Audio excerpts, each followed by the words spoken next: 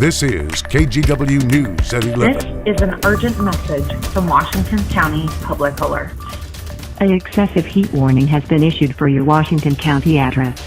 And we begin tonight with a warning ahead of a heat wave on the way. If you live in Washington County, you might have gotten that phone call. Communities across Oregon are asking people to prepare with a plan to keep safe and cool. Good evening, and thanks for joining us for KGW News at 11. I'm Brittany Falkers. Multnomah County and the city of Portland have also issued emergency declarations and in anticipation of this potentially dangerous hot weather. Cooling shelters will open throughout Multnomah County as soon as Tuesday. Community organizations will be doing their part as well to help community members most vulnerable during the extreme heat.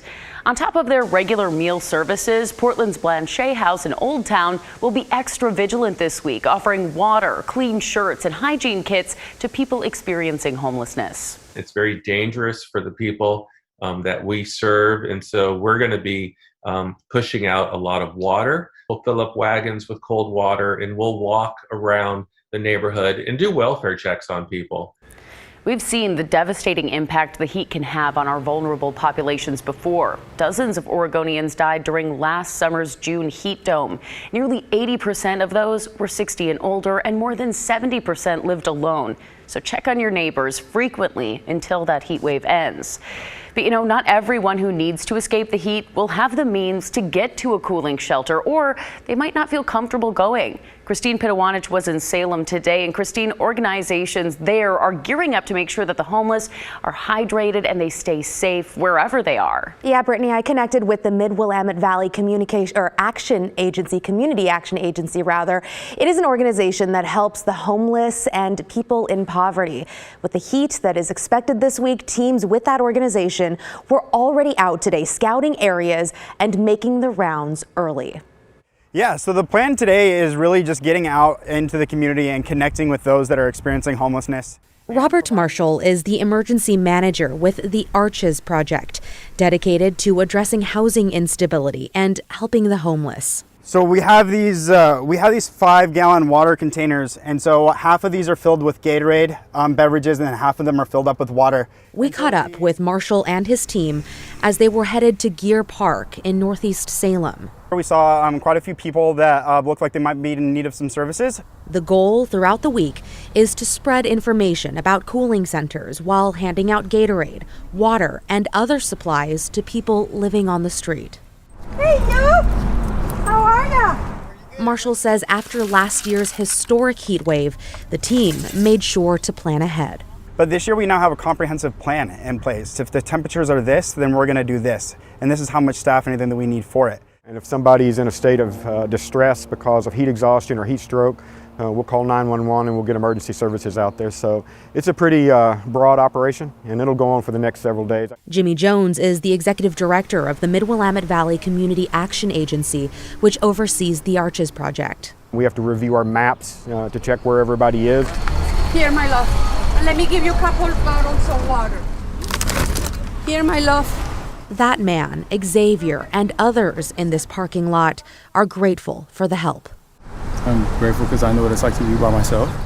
They bring us water. It helps me a lot. It just makes me feel like somebody cares.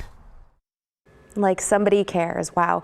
The executive director of the Mid-Willamette Valley Community Action Agencies says they believe there are anywhere between 1,800 to 2,500 homeless people in Marion and Polk counties. So really, anything anyone can do is helpful, even if that's just checking in on a stranger, directing them to a cooling station, or just being compassionate and handing out a bottle of water or Gatorade to someone standing there on the street. Brittany. Christine, that is such important information. And we do have a growing list of cooling shelters in our area. You can find that on KGW.com. And you can also find a cooling shelter or transportation to a cooling space near you by calling 211.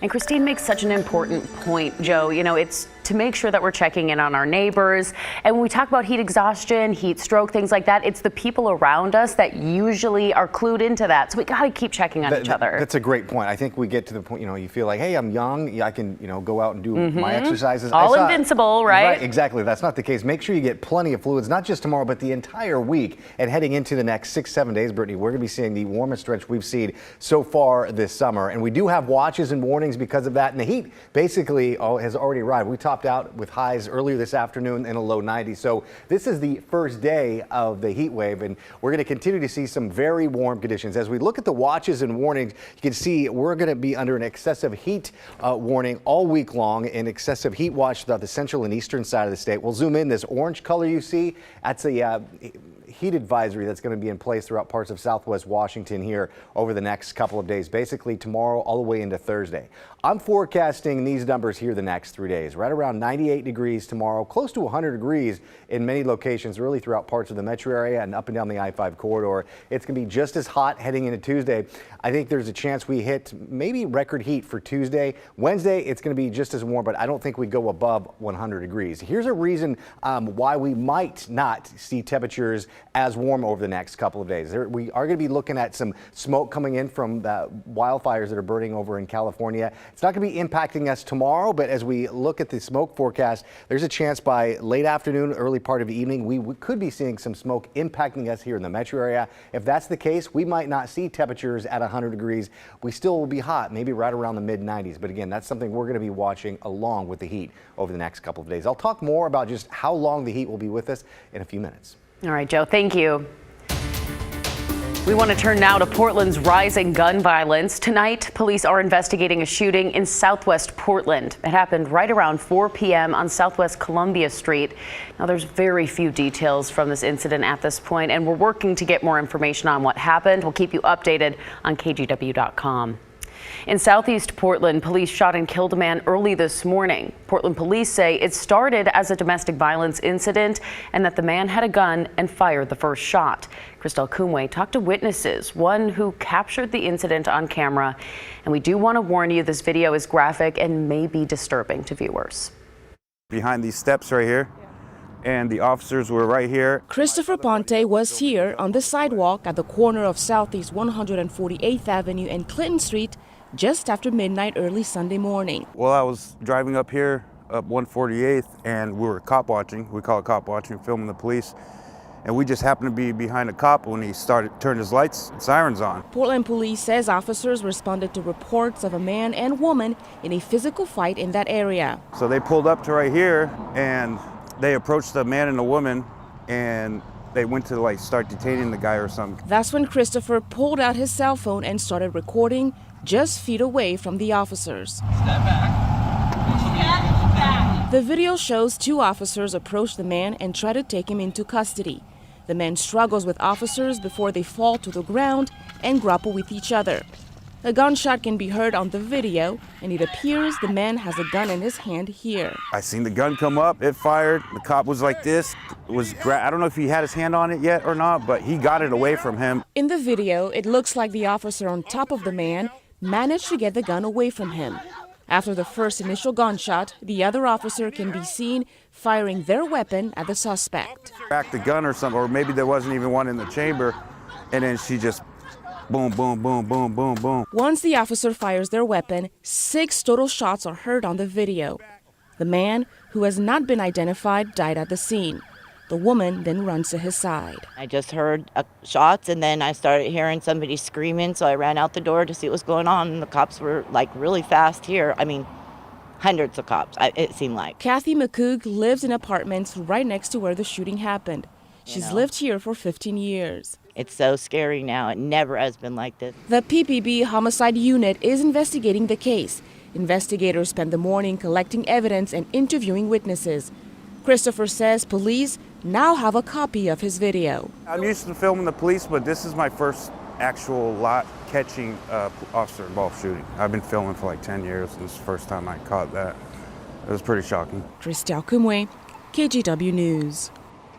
A Portland police officer and an elderly woman are in the hospital after an early morning hit and run today. Public Safety Support Specialists, or PS3, were the first to respond to a stolen vehicle call on Southeast Powell Boulevard. It happened just after 8:30 a.m. When police got there, a suspect got into the vehicle, a blue pickup truck, and tried to flee. In doing so, the suspect hit the officer with the stolen car and another vehicle with two people inside. The officer and a passenger in that other vehicle were taken to the hospital and are expected to be okay. Other officers involved found that stolen vehicle, but the suspect got away and police are still searching. Anyone with information about this incident should contact police.